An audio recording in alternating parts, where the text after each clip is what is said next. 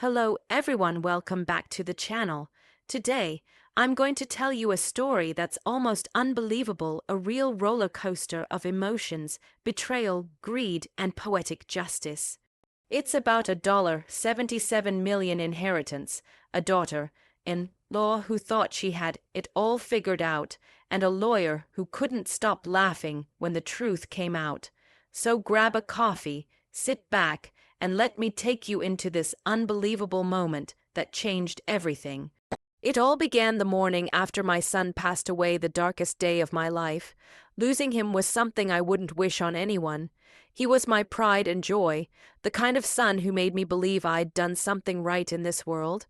But after his passing, everything changed, not just because of grief, but because of how quickly people's true colors began to show. Chief among them, my daughter-in-law, Erica. Erica was always charming in public. Sweet voice, big smile, perfect manners, but behind closed doors, things were different. She had this hunger for money, always wanting more, always calculating.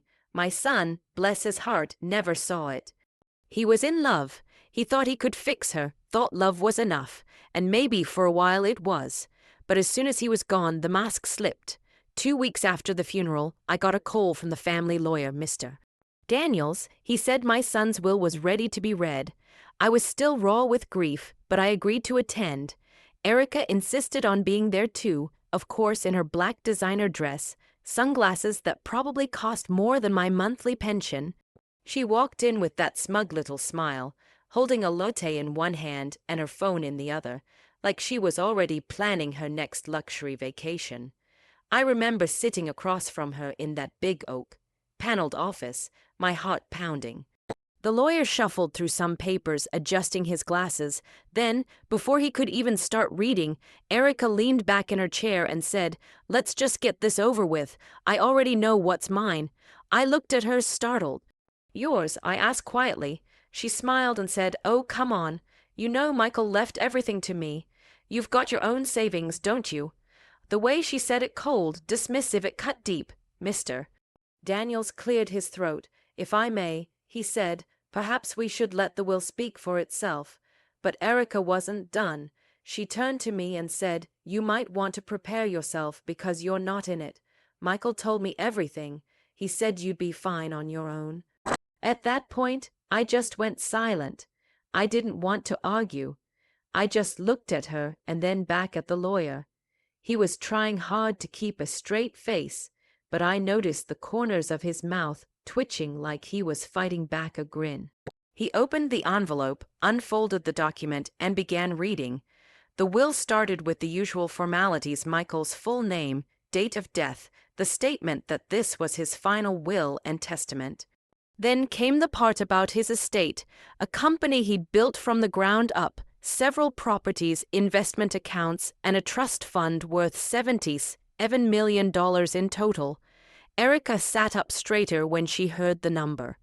77 million. Her eyes actually gleamed. I could almost see the calculations running through her mind: new house, new car, new everything. Then came the twist.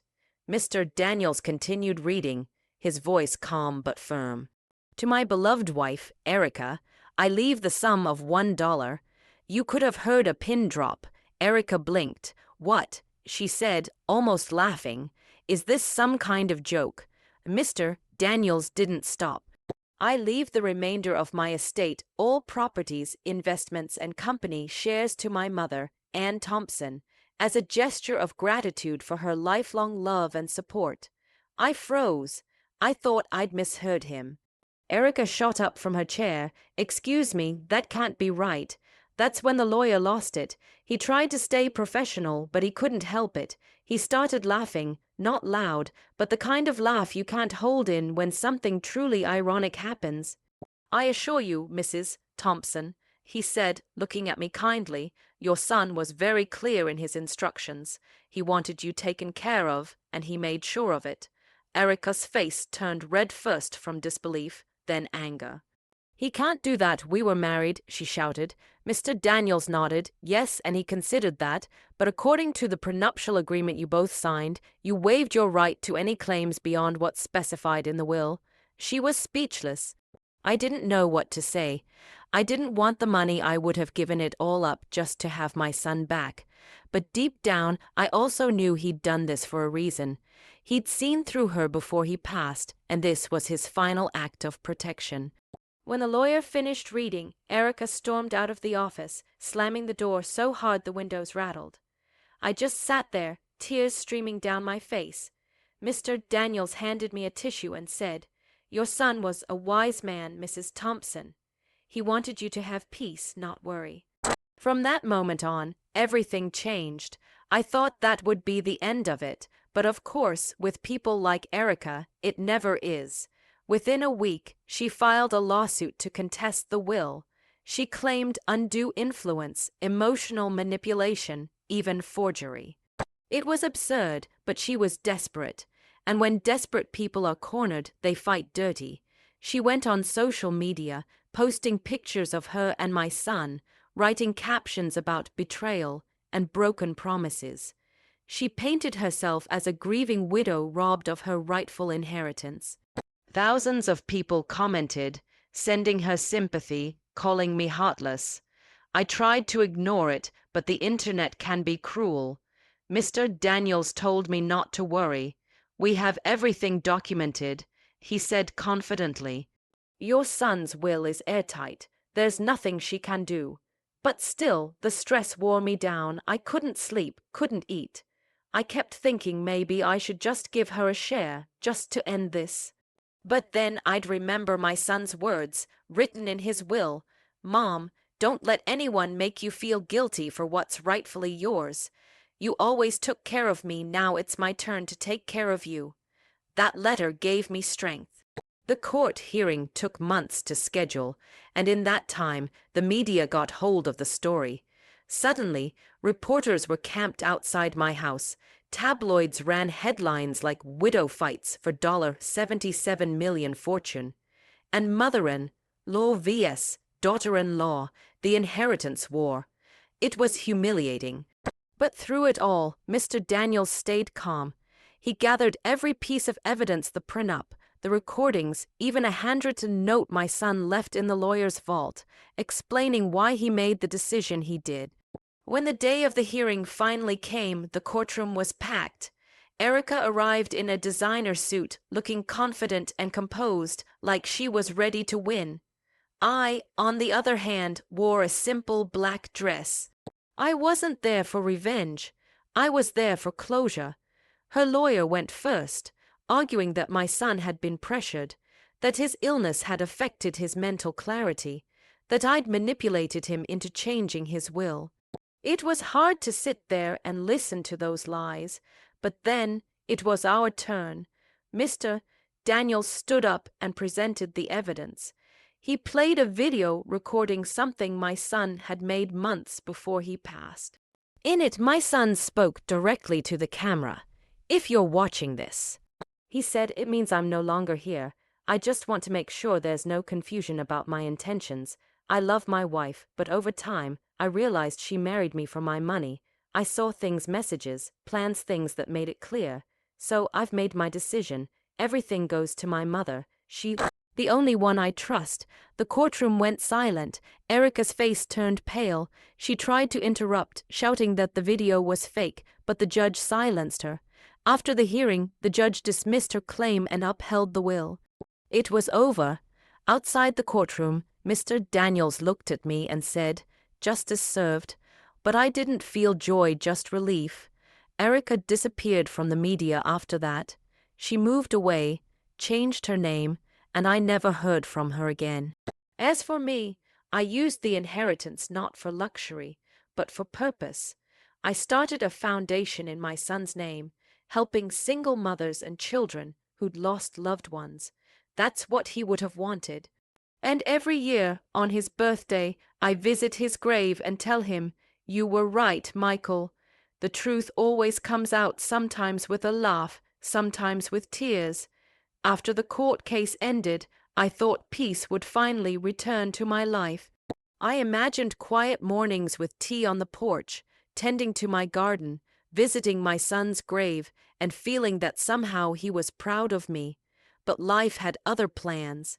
When a story like this, an inheritance battle worth $77 million, hits the public eye, it doesn't just fade away quietly. It spreads like wildfire. Within a week, journalists were calling nonstop.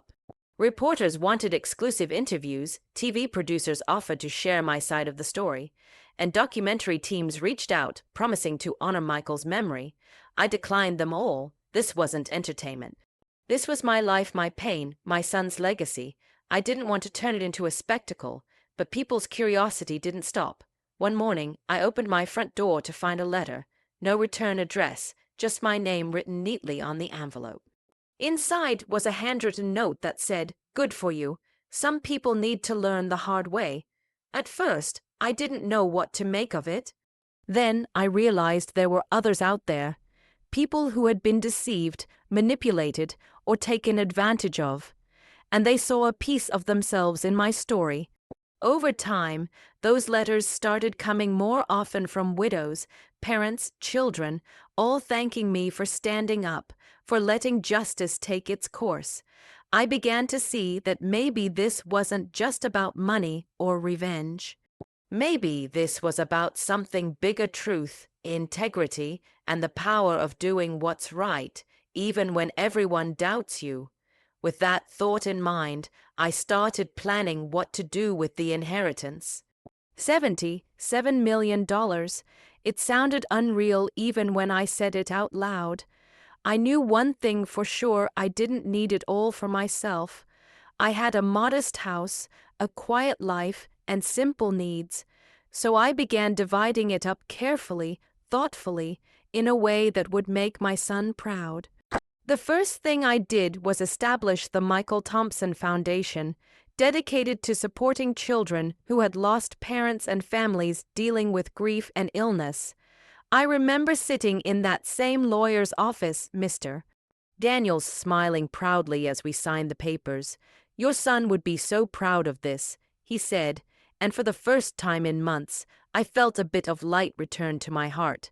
The foundation started small: one office, 3 volunteers, a small grant for a local children's hospital. But within a year, it grew. Donations started pouring in from people who'd followed the story online. It became a movement not about money, but about resilience and hope. Still, the shadow of Erica lingered. There were rumors that she was living overseas, trying to start a new life under a different name. I didn't hate her. In fact, I pitied her. She had everything: a loving husband, a beautiful life, but greed consumed her so completely that she lost it all. Sometimes, late at night, I'd wonder if she ever regretted it, if she ever realized that money can buy comfort but not peace. One afternoon, about a year later, I got another unexpected letter. This one had a return address. I opened it and my hands trembled. It was from Erica. The letter was short, just a few lines, and it read, "I know I can never undo what I did. I was angry, blinded by grief and pride. I thought I deserved everything, but now I see how wrong I was. I hope one day you can forgive me." There was no signature, just those words. I sat there for a long time, reading it over and over. For months I had carried anger in my heart, quiet, hidden, but heavy, and suddenly, with that letter, some of it melted away. I didn't know if it was genuine, but it didn't matter. Forgiveness isn't for them. I realized it's for you. I wrote her back, "Erica," I said, "I forgive you. Life is too short to live in anger. I hope you find peace." I never heard from her again, but something told me she'd read it. And that was enough. As the years passed, the foundation flourished. We built shelters, funded therapy programs for grieving families, and offered scholarships for young people who had faced unimaginable loss. Each success felt like a message from my son, a quiet whisper saying, "Keep going, Mom." Every anniversary of his passing, I'd visit his grave with fresh lilies, his favorite flower. I'd sit there and tell him about the people we'd helped, the lives we'd touched. I'd tell him about little Emma, a 6-year-old girl who lost her parents in an accident but found hope through our foundation. I'd tell him about Daniel, a teenager who almost gave up but turned his life around because of a scholarship we funded. Every story made me feel closer to him, but the world has a way of circling back to the past. One morning, nearly 5 years later, a journalist named Claire reached out. She said she was working on a feature about family inheritance disputes and wanted to include our story as a positive example. My first instinct was to say no. I didn't want to reopen old wounds, but Claire was different. She wasn't after gossip. She wanted to highlight how love and integrity could triumph over greed. So, after some thought, I agreed. When the article was published, it went viral overnight. The headline read, "The $77 million lesson, a mother's strength, a son's legacy." People from all over the world shared it. They wrote about how it inspired them to make better choices, to think about family, to plan their futures with honesty and compassion. I was flooded with messages again, not of pity this time, but admiration. It was humbling. One message, however, stood out. It came from a woman in a distant country who said, "I watched my own family tear itself apart over inheritance. But after reading your story, I realized I don't need to fight for what isn't mine. Peace is more valuable than money." That one message made it all worth it. Years rolled on, and I grew older. My house stayed the same, simple, cozy, filled with memories.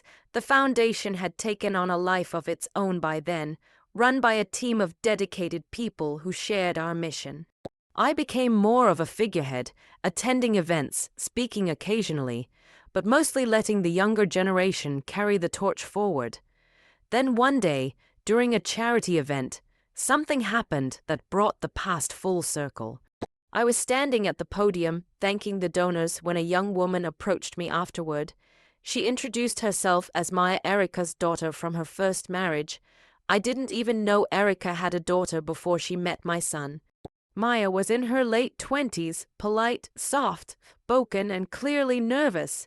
She said, "I wanted to meet you because my mother told me everything. She said you changed her life."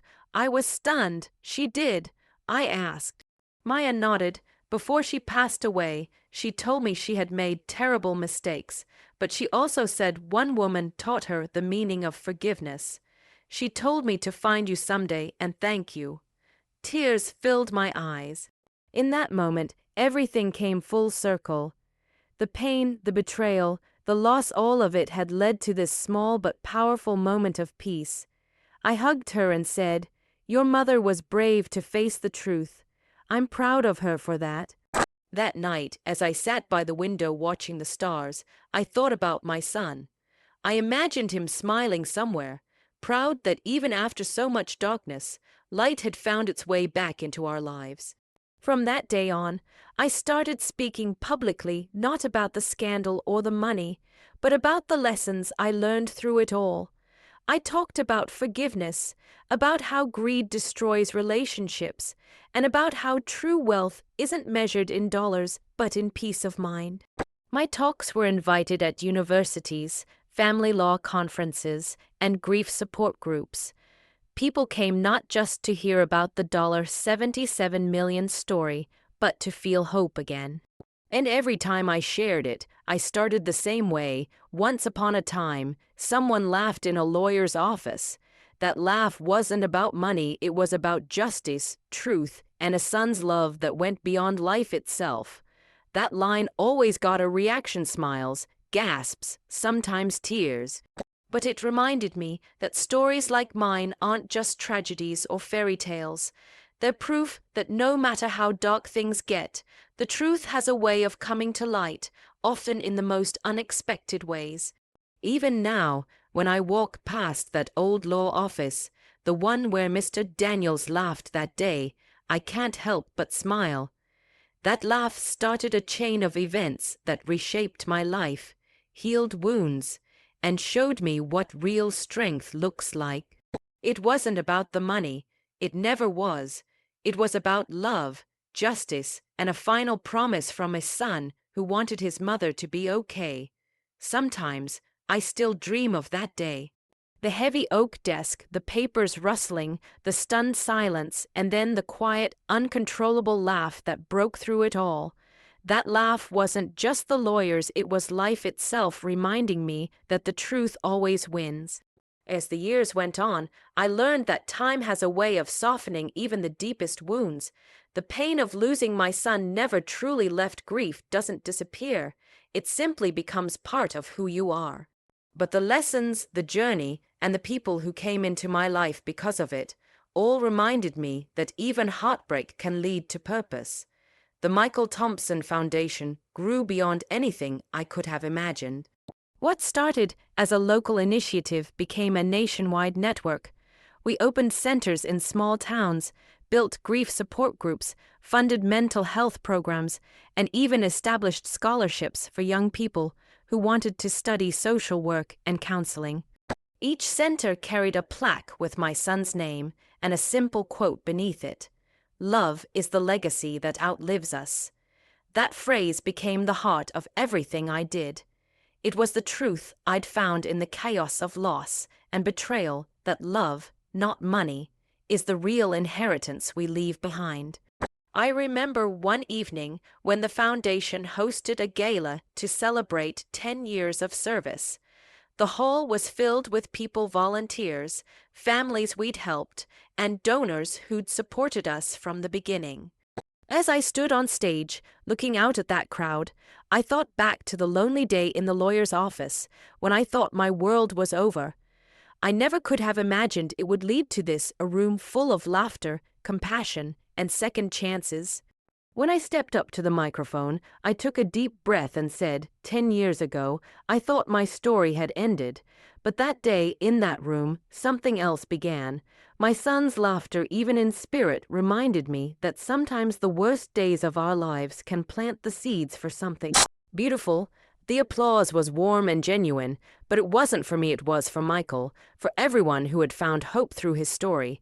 That night, I felt peace in a way I hadn't in years.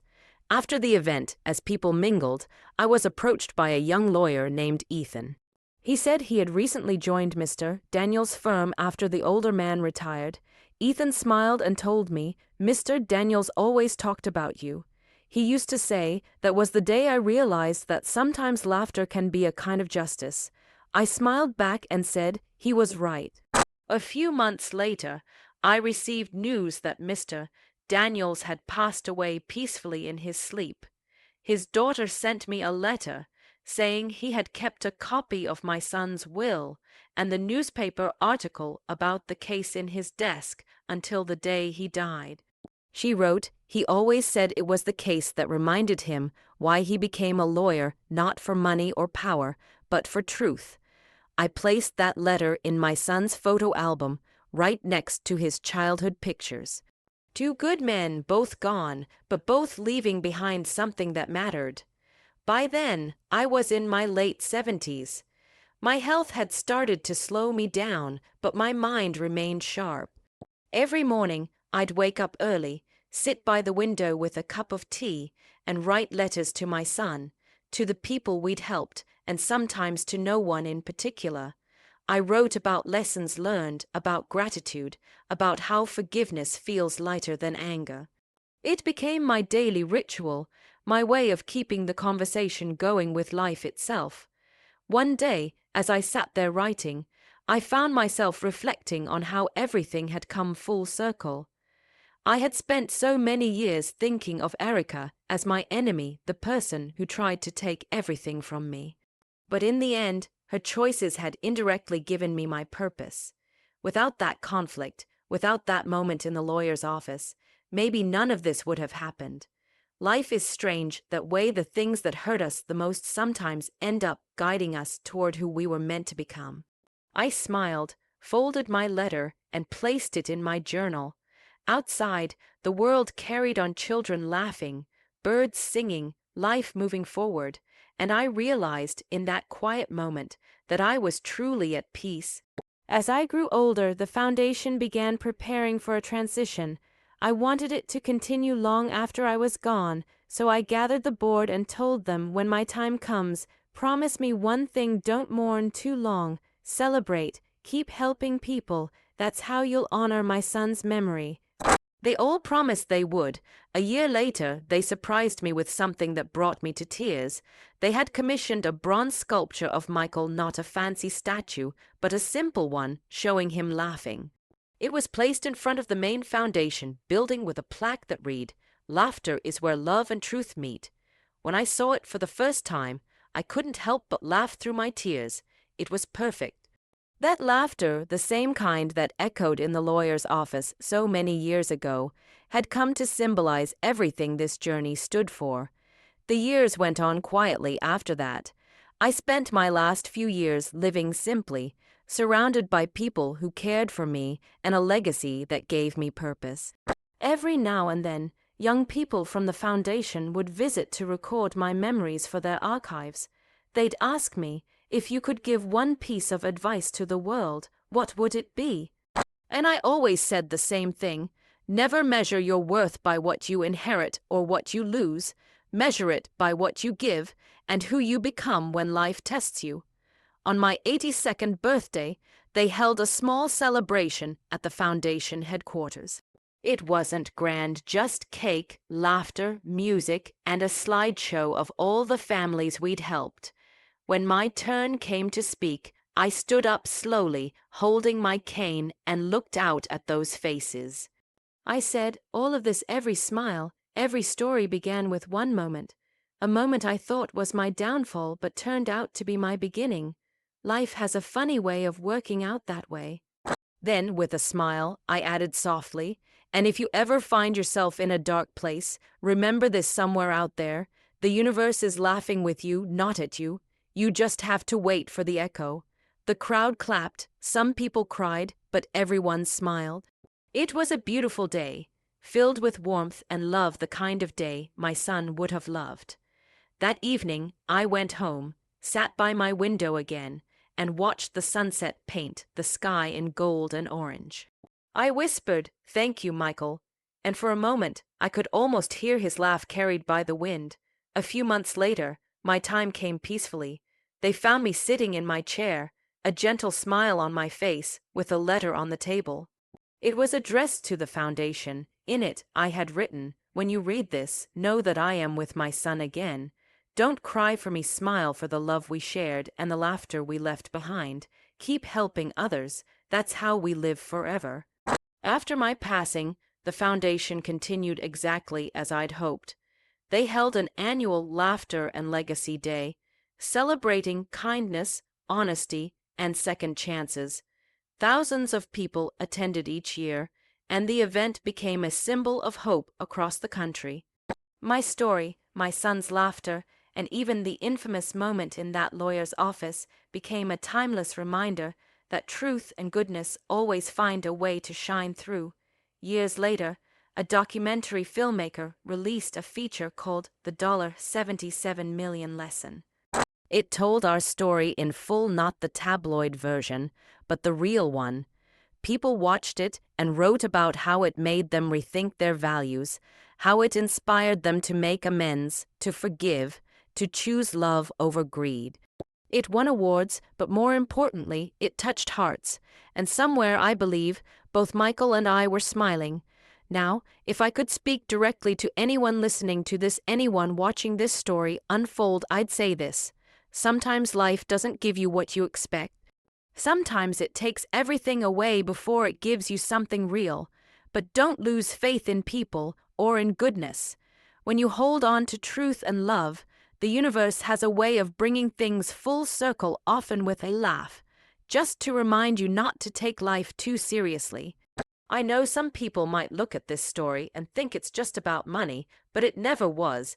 It's about integrity, about choosing kindness when it would be easier to be cruel, about understanding that the people who try to hurt you are often the ones who need the most healing themselves. And most of all, it's about a son who loved his mother enough to protect her even when he was gone.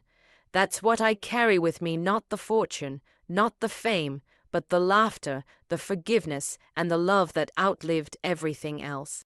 So, if you ever find yourself in a situation where someone tries to take from you your peace, your dignity, or your worth, remember this story. Remember that justice doesn't always come in courtrooms or in numbers.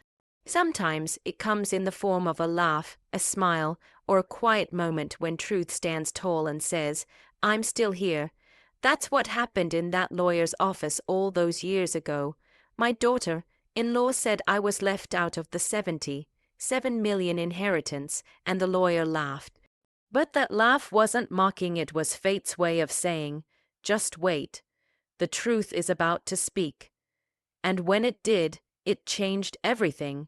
So, thank you for listening, for being part of this journey, and for keeping Michael's memory alive through your kindness and compassion.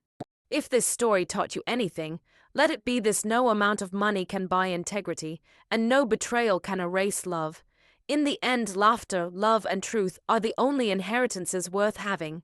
Until next time, take care of your loved ones, cherish every moment, and remember, sometimes the universe laughs with you for a reason.